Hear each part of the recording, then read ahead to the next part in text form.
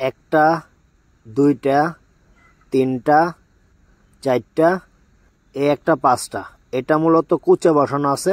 এই 5টা মুরগি আমার 5×10 50টা বাচ্চা হয়ে যাবে অলরেডি। আমি কিছুদিন এই 5টা মুরগি পালার পরেই আমার এই 50টা বাচ্চা কিন্তু অল্প কিছুদিনের ভিতরে হয়ে গেছে। আসসালামু আলাইকুম, আশা করছি সবাই ভালো আছেন। আমি আজকে আপনাদের দেখাবো কিভাবে 40 ফিট জায়গার মধ্যে একটা দেশি মুরগির খামার তৈরি করলাম। আর এই খামারটি সম্পূর্ণ নিজের হাতে তৈরি করেছি, একদম বিনা খরচে। আমার যে পুরনো মাল সামানা ছিল এগুলো দিয়ে আমি কাজ শুরু করে দিয়েছি। তো চলুন শুরু করা যাক। মুরগি পালনের জন্য বড় জায়গা থাকাটা জরুরি না, ছোট জায়গাতেও মুরগি সফলভাবে পালন করা সম্ভব। সেটাই আমি আজকের ভিডিওতে আপনাদের দেখাবো। আর আপনারা কোন জেলা থেকে আমার ভিডিওগুলো দেখছেন অবশ্যই কমেন্ট করে জানাবেন। নিউ ফার্ম টিপস এই চ্যানেলের ভিডিওগুলো ভালো লাগলে অবশ্যই লাইক, কমেন্ট, শেয়ার করতে ভুলবেন না। এখানে 40 ফিট জায়গা নিয়ে আমি ছোট্ট একটি দেশি মুরগির খামার শুরু করেছি। প্রথমেই খেয়াল রাখতে হবে জায়গার ব্যবস্থাপনা কেমন হতে হবে। নীরব, পয় পরিষ্কার এবং শব্দবিহীন জায়গা সিলেক্ট করা উচিত, যাতে মুরগিগুলোর জন্য সুরক্ষা এবং আরামদায়ক পরিবেশ থাকে।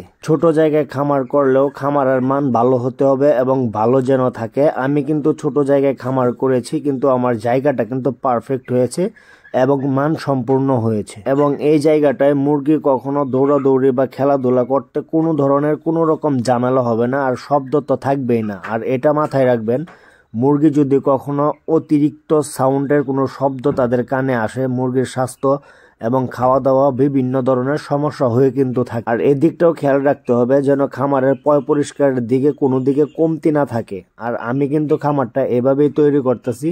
খামারের ভিতরে ঢুকে খুব সুন্দর রিল্যাক্সে কিন্তু আমি খামারের ভিতরে সবকিছু পরিষ্কার করতে পারবো, যেহেতু এই খামারে আমি দেশি মুরগি পালন করব। আর এগুলো ছোট জায়গায় খুব আরামসে পালন করা যায়, এতে কোনো ধরনের সমস্যা বা প্রবলেম হয় না। আর আপনার এই ছোট্ট খামারের পরিবার যেগুলো থাকবে, এই পরিবারে যখন ডিম পাড়া স্টার্ট করে দিবে, আর এই ডিমগুলো কুড়ানোর সময় কিন্তু অনেকটা ফিল আসবে আপনার ভিতরে, যেমন আমার ভিতরে আসে। একদম অত্যন্ত ভালো লাগে, যেটা সত্যি কথা। আর এই ডিমগুলো কুড়ানোর পরে কিন্তু মনে হয় যে না, আমি কষ্টের পরে ফল পেয়েছি। আর এই খামারটি তৈরি করতে আমার যে অরিজিনাল দেশি মুরগি আছে, যেটা ভিতরে দেখতে পারতেছেন বড় মুরগি, আর উনি কিন্তু আমাকে খুব সহযোগিতা করছে। আর ওনাকে অবশ্যই কমেন্টে একটা ধন্যবাদ দিয়ে যাবেন। এটাও বলে রাখি, আমি এই দেশি মুরগিটাকে যখন থেকে পালন করতেছি এই পর্যন্ত কিন্তু একটাই ডিম দিছে, এরপরে কিন্তু আর কখনো ডিম দেওয়া হয় নাই।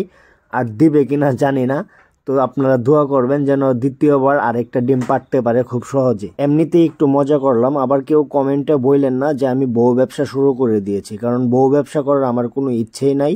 আলহামদুলিল্লাহ, আল্লাহ পাক আমাকে যথেষ্ট পরিমাণ দিয়েছে এবং এটা দিয়ে আমি খুব সুন্দরভাবে চলতে পারি। তো আমি খামারের ভিতরে ঢুকছি, আমার দেখা দেখি এই বাচ্চাগুলো খামারের ভিতরে ঢুকে পড়ে। ঢোকার পরে কিন্তু ওরা বুঝতে পারছে যে এটা আমাদের থাকার জায়গা হয়ে গেছে। আর আমি কিন্তু ওদেরকে কি করলাম, এখানে কিছু খাবার দিলাম যে দেখি ওরা খাবারটা খামারের ভিতরে ঢুকে খাইতে পারে কিনা। তো পরে দেখলাম যে না, খাবারটা দেওয়ার পরে খুব সুন্দরভাবে এখানে যাইতেছে এই যে খাওয়ার জন্যে।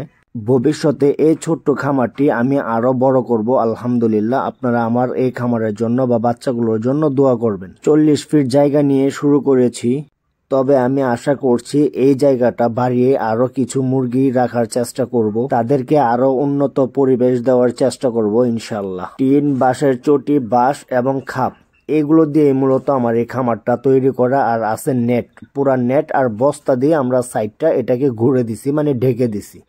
তো এখানে আমি ছোট্ট একটা দরজা রাখছি যেন খামারের ভিতরে খুব সহজে ভিতরে ঢোকা যায় এবং খুব সহজে বের হওয়া যায়। যাই হোক, এতক্ষণ যে ভিডিওটা দেখলেন মূলত এই খামারটির জন্যই আমার ভিডিওটা করা। আর এই সম্পূর্ণ খামারটা কিন্তু আমি নিজের হাতে বানাইছি। কেমন হয়েছে অবশ্যই জানাতে ভুলবেন না। আর আমাদের ভিডিওগুলো পেতে অবশ্যই চ্যানেলটাকে সাবস্ক্রাইব করে পাশে থাকবেন। আসসালামু আলাইকুম, ভালো থাকেন, সুস্থ থাকেন।